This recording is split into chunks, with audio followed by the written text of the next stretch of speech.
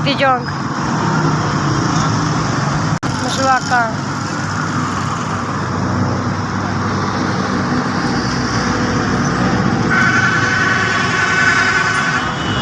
ਚਿਸ਼ਤੀਆਂ।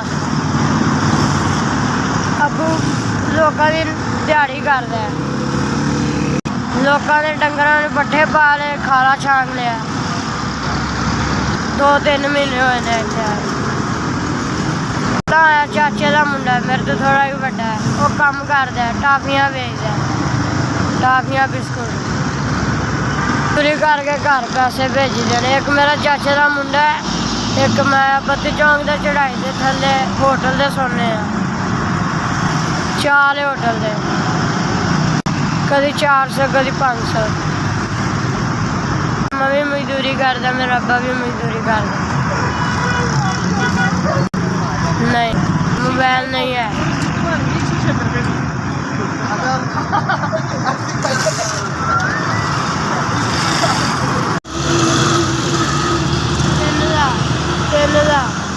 अल्लाह पाक उन्हें ज़्यादा देवे, अल्लाह पाक उन्हें हज करावे, अल्लाह पाक उन्हें तंदुरुस्ती देवे, अल्लाह उन्हें इन्ना कि पैसा देवे कि उसकी सोच तो वध हो जाए।